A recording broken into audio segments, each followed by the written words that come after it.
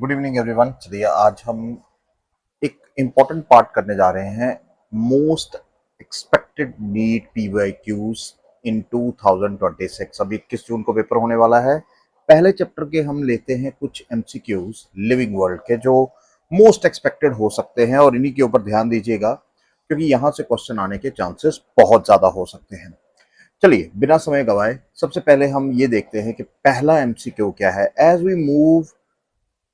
As we go from species to kingdom in a taxonomic hierarchy। अब सबसे important चीज है कि टेक्सोनॉमिक हायरार्की क्या होती है। The number of correlated characters. अब टेक्सोनॉमिक हायरार्की क्या होती है हम सभी जानते हैं, हमने चैप्टर में पढ़ा है कि the system of arrangement of living organism at each level, है ना। हमने ये पढ़ा है सिस्टम ऑफ अरेंजमेंट, है ना। ये सारी चीजें पढ़ चुके हैं, फिर भी लिखने का कोई फायदा तो नहीं है, पर चलिए एक रिवीजन हो जाएगी। System of arrangement of organisms, diversity of organisms at each level is taxonomic hierarchy, है ना। हम वो जो सारी चीजें करते हैं, किंगडम के ऊपर कुछ ऑर्गेनिज्म डालते हैं, देन हम फाइलम के ऊपर डिवीजन, क्लास, ऑर्डर, स्पीशीज, सारी चीजों के ऊपर हम ये सारी बात कर चुके हैं। चलिए एमसीक्यू के ऊपर ही ध्यान देते हैं। As we move from species to kingdom, यानी स्पीशीज से किंगडम की तरफ, इसका मतलब हुआ स्पीशीज यहां है तो kingdom is the highest category, है ना। Species is the lowest category, हमने ये बात की है। अब अगर ऐसा हम कहते हैं ये हाईएस्ट है, तो क्या कहना चाहेंगे आप। The correlated characters means the similar characters will increase, जैसे जैसे हम ऊपर जाएंगे, या डिक्रीज होंगे, देखिए, या रिमेन सेम, एक जैसे रहेंगे, या कुछ भी नहीं। तो साफ साफ हमें पता लग रहा है, हमने पहले ही पढ़ चुके हैं कि जब हम स्पीशीज से किंगडम की तरफ जाते हैं, यानी इस तरफ जाते हैं, तो नंबर ऑफ कोरिलेटेड कैरेक्टर्स क्या होते हैं, डिक्रीज होते हैं। लेकिन जैसे ही हम किंगडम से स्पीशीज की तरफ आते हैं, हमने कहा था more specific characters mean correlated characters increase. तो राइट आंसर क्या होगा, right answer is will decrease. तो ये याद रखिएगा, this is the B is the right answer. अब चलते हैं आगे। Which of the following is और are the defining feature of the living organism. देखिए ये भी एनसीईआरटी से ही सारे एमसीक्यू लिए हैं। डिफाइनिंग फीचर्स हमें पता है वो ऐसे फीचर्स जो लिविंग वर्सेस नॉन लिविंग को बिल्कुल हमें, जिसको कहते हैं ना लिविंग और नॉन लिविंग के बीच में अगर किसी कोई करेक्टर हमें फर्क बताता है तो वो यही बताता है, डिफाइनिंग फीचर्स। और हमने चार डिफाइनिंग फीचर्स पढ़े थे। एक सेलुलर ऑर्गेनाइजेशन, एक मेटाबॉलिज्म ये भी है, कॉन्शियसनेस ये भी है, और चौथा मैंने आपको कहा था कि इंटरसेप्शन जो ग्रोथ है which is called internal growth. और इंटरनल ग्रोथ अगर देखा जाए तो ये एक डिफाइनिंग फीचर हो सकता है किसका, और है भी लिविंग ऑर्गेनिजम्स का। क्योंकि जहां तक एक्सर्शन का सवाल है, या एक्रीशन बोलते हैं, कई बार कुछ एक्सर्शन बोलते हैं, तो एक्सर्शन का है एक्सटर्नल ग्रोथ, वो नॉन लिविंग में देखी जाती है। तो यहां ये याद रखिएगा, all are defining features, hence this fifth part is the right answer. बात समझ आई। सो ये हमारा राइट आंसर होगा। चलिए तीसरे एमसीक्यू की तरफ जल्दी से बढ़ते हैं, आपकी एक रिवीजन हो जाएगी। Which one of the following is contrary to the rules of nomenclature. हम जानते हैं बायनॉमियल नॉमेनक्लेचर के रूल्स कैरलस लीनियस ने दिए थे, और यहाँ पर कौन सा रूल सही नहीं है। कॉन्ट्ररी का मतलब हुआ opposite. So the names are written in Latin and are italicised, ये बिल्कुल सही है। Hand written names are to be separately underline, हमने पढ़ा था, बिल्कुल सही है। The first word in a scientific name is genus, बिल्कुल सही। और सेकंड नेम क्या था, स्पेसिफिक एपिथेट, ये भी सही है।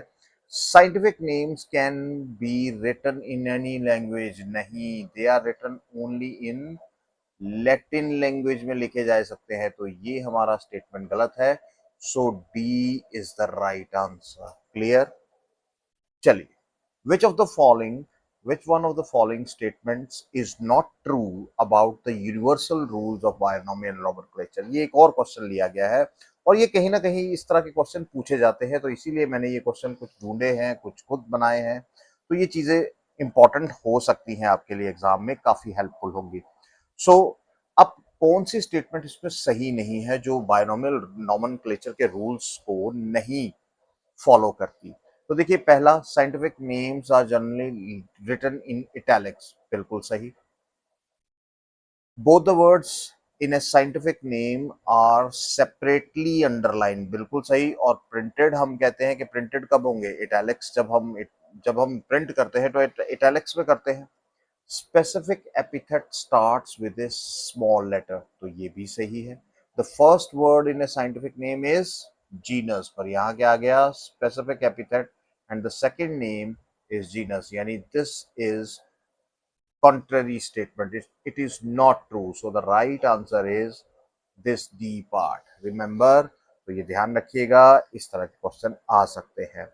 चलिए, taxon is a unit of, और हम ये जानते हैं, study of different taxa, study of different taxa, क्या कहते हैं उसे? Is taxonomy. सो क्या ये यूनिट ऑफ ऑर्डर है? नहीं। क्या ये यूनिट ऑफ स्पीशीज है? नहीं। क्या ये यूनिट ऑफ जीनस है? नहीं। क्या ये टैक्सोनॉमी का यूनिट है? बिल्कुल सही। So right answer is D. Clear हो गई बात? चलिए, अब चलते हैं नेक्स्ट पर।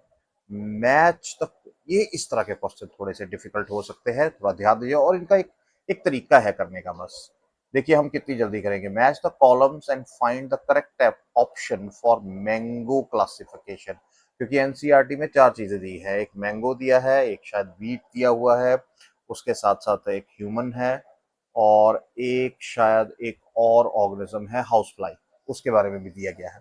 तो यहाँ पर ये जो क्लासिफिकेशन है, ये मैंगो की क्लासिफिकेशन, अब हम देखते हैं कि हम ये सही है कि नहीं। अगर हम इसके मैंगो की फैमिली की बात करें, तो फैमिली यहाँ कौन सी है? याद रखिएगा, फैमिली इज एनाकार्डियेसी। एनाकार्डियेसी, अब एनाकार्डियेसी फैमिली में क्या होता है? अब थोड़ा सा पता होना चाहिए, थोड़ा सा पता होना चाहिए। देखिए, वुडी ट्रीज होते हैं इसमें, वुडी ट्रीज होते हैं, एडिबल फ्रूट्स होते हैं, और इनका जो सैप निकलता है ना, वो बेसिकली स्किन एलर्जीज करता है, स्किन एलर्जीज कर सकता है इनका सैप। तो ये जो इस तरह के प्लांट्स होते हैं, वो इसी में डाले जाते हैं, फैमिली एनाकार्डियेसी में। तो यहाँ पर हमने ये एनाकार्डियेसी को डाल दिया है। अब उसके बाद हम चलते हैं ऑर्डर के ऊपर। जब हम ऑर्डर की बात करते हैं, तो ऑर्डर यहाँ क्या है? It is Sapindales. चलिए, सेपेंडेल्स का भी क्या है कि ये क्या है? They secrete resin from bark, इनका ये करेक्टर है, रेजिन फ्रॉम बार्क, रेजिन से छोड़ते हैं। अब देखो, पहले कोई देख लेते हैं, यहीं से हमारा पूरा का पूरा हो जाएगा, खत्म हो जाएगा। चलो क्लास भी देख लेते हैं। क्लास क्या है? सिंपल सी बात है, क्लास है इसकी डाइकोटिलेडन्स, यानी टू कोटिलेडन्स है ना। और डिवीजन क्या है? हम ये जानते हैं, डिवीजन इज दी एंजियोस्पर्म। तो यहाँ पहले कोई देख लेते हैं, फैमिली ए को हमने किसके साथ किया? थ्री के साथ। जरा देख लेते हैं, कहीं है ए थ्री है, ये भी है और ये भी है। सेकंड पार्ट को देखिए, बी ऑर्डर सेपेंडेल्स। तो यहाँ देखते हैं बी वन क्या है, यहाँ सही हो गया, ये बी टू है, बाकी ये बी थ्री है, बी टू है, तो बी वन है, इसका मतलब राइट आंसर यही है। और इसको बाकी भी कवर कर लेते हैं। सी फोर, सी फोर यहाँ सही है, डाइकोटिलेडन। और डी टू डिवीजन किसके साथ है? एंजियोस्पर्म। तो ये एक तरीका है, जल्दी अगर आप पहले एक या दो कर लेंगे, तीसरा और चौथा ऑटोमेटिकली निकल जाएगा। बाकी सभी जो है, they are the wrong answers, और राइट आंसर क्या है हमारा? Second one. चलिए आगे। Which is the correct descending order of hierarchy? Descending order, descending order का मतलब क्या होता है? डिसेंडिंग ऑर्डर का मतलब है कि सबसे पहले आपने हाईएस्ट लिखना है, हाईएस्ट कैटेगरी लिखनी है, हाईएस्ट कैटेगरी को लिखेंगे, और इसके बाद फिर चलते जाएंगे और लोएस्ट कैटेगरी पर पहुंचेंगे। ये क्वेश्चन शायद नीट में आया भी है और वहां पर रॉन्ग था, ठीक है, वहां none of the above options था। सो यहाँ पर अगर देखें तो पहला ऑप्शन अगर जीनस देखें, तो ये हो ही नहीं सकता क्योंकि हमने हाईएस्ट से शुरू करना है, गलत हो गया। अगर हम यहां पर चले, अगर हम यहां पर चले तो डिवीजन है, ऑर्डर, क्लास, जीनस, किंगडम, नहीं, ये भी नहीं। अगर हम यहां देखें, किंगडम है, ठीक है, फाइलम है, ठीक है, क्लास है, ठीक है, ऑर्डर है, ठीक है, फैमिली सबसे छोटी, तो ये हमें सही लग रहा है। यहाँ देख लेते हैं किंगडम स्पीशी, ओ ये भी गलत है, तो इसका मतलब हमारा क्या है, सी इज द राइट आंसर। तो ये डिक्रीजिंग ऑर्डर में सबसे हाईएस्ट देखिए यहाँ है और लोएस्ट यहाँ पे। अब आगे नहीं दी है वो अलग बात है, जीनस और स्पीशीज नहीं दी गई है। अब चलते हैं हम आगे। अब आगे क्या हम देख रहे हैं, अब आगे हम देख रहे हैं कि देखिए यहाँ पर क्या है, which one of the following belongs to the family Poaceae. और पोएसी में क्या आती है हम जानते हैं, जिसमें हॉलो स्टेम्स होती है। देखो इसका एक याद रखना, इसका एक करेक्टर, कुछ करेक्टर आपको पता होने चाहिए, है ना। तो इनकी मोस्ट इंपॉर्टेंट चीज है, यहाँ पर हॉलो स्टेम होती है। और भी करेक्टर्स हैं जैसे अल्टरनेट लीव्स होते हैं, पैरेलल वेनेशन होती है, तो वहां नहीं हम जाएंगे। तो यहाँ हम जैसे वीट हो गया, देन राइस हो गया, तो अगर हम यहाँ पर देखें तो यहाँ पर हमें मैंगो नहीं, बिल्कुल नहीं, बिल्कुल नहीं। इसकी तो फैमिली अलग है ना। इसकी तो फैमिली अभी हमने की ऊपर, एनाकार्डियेसी है।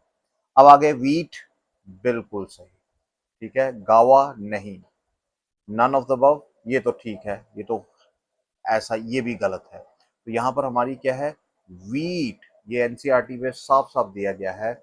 इसकी फैमिली क्या है, पोएसी फैमिली है, हॉलोस्टेम्स, ठीक है, पैरेलल वेनेशन है, तो ये ध्यान रखिएगा। अब उसके बाद चलते हैं हम ninth MCQ, concept of taxonomy which considers species to be static और फिक्स्ड। ये थोड़ा सा टिपिकल आ गया है, थोड़ा सा एनसीईआरटी के बाहर से है। तो ये स्पीशीज को जो स्टैटिक मानते हैं ये कौन है, ओल्ड टेक्सोनॉमी, ठीक है, जिसको हम ऐसा कह सकते हैं आर्टिफिशियल सिस्टम ऑफ क्लासिफिकेशन भी है। तो यहाँ ये साफ साफ सीधा सीधा है। मॉडर्न टेक्सोनॉमी में तो स्पीशीज स्टैटिक नहीं थी, ये याद रखिए। मॉडर्न टेक्सोनॉमी में सिंपल सी बात थी कि वहां पर वो स्पीशीज को कहता था it is dynamic and it is changing, understood. और स्पीशीज क्या थी, it is a unit of evolution था। ओल्ड सिस्टमेटिक्स में क्या था, species is the basis of systematics, ठीक है, बेसिक यूनिट ऑफ क्लासिफिकेशन था, बेसिक को माना गया। तो ये ओल्ड सिस्टमेटिक्स जो है ये राइट आंसर है। सिस्टमेटिक की डेफिनेशन तो हम जानते हैं, विच इज मॉडर्न टेक्सोनॉमी को भी हम यही कहते हैं, न्यू सिस्टमेटिक्स और मॉडर्न टेक्सोनॉमी। और उसके बाद आ गया क्लासिफिकेशन, तो ये भी हम इसकी डेफिनेशन जानते हैं, दोबारा बोलने की जरूरत नहीं है। सो ओल्ड सिस्टमेटिक्स का याद रखिएगा, स्पीशीज टू बी स्टैटिक और फिक्स्ड। और लास्ट एमसीक्यू यहाँ आ जाता है, father of taxonomy. Father of taxonomy D Kandoli नहीं, बिल्कुल नहीं, क्योंकि इन्होंने तो टर्म दी थी टेक्सोनॉमी की, है ना। विटेकर, इसने तो हमें 5 किंगडम क्लासिफिकेशन दी थी, क्लियर है। तो देखो थोड़े से रीजन भी मैं बता रहा हूँ। और यहाँ कैरोलस लीनियस, जिसने हमें 2 किंगडम क्लासिफिकेशन दी, है ना, इसने 2 किंगडम क्लासिफिकेशन दी। और क्या दिया, इसने हमें बाइनोमियल नॉमेनक्लेचर भी दिया। देखिए कितनी इंपॉर्टेंट चीजें देती है यार। देखने वाली चीज है कि पहले वाले पढ़ते कितना थे, हम तो कुछ भी नहीं है। और उसके बाद इसने क्या दिया, इसी वजह से इसे फादर ऑफ टैक्सोनॉमी भी कहा जाता है। नन ऑफ द अबव, ये तो है ही नहीं। So the right answer is Carolus Linnaeus. तो देखो ये कुछ 10 एमसीक्यूज है जो मुझे लगा कि आपको बताने चाहिए, क्योंकि अब पेपर आ रहा है। तो जरूरी नहीं है कि ये, पर इस तरह के क्वेश्चंस को आपको प्रैक्टिस रेगुलरली करना होगा। I hope you like the lecture, आपको सारी चीजें समझ आई होंगी। हमने पूरा इसके ऊपर पूरी एक प्ले लिस्ट है लिविंग वर्ल्ड के ऊपर, आप जाकर देखिए और फिर इन एमसीक्यूज को सॉल्व कीजिए, आपको जरूर सॉल्व होगा। ठीक है, do like, share, subscribe. Thank you very much.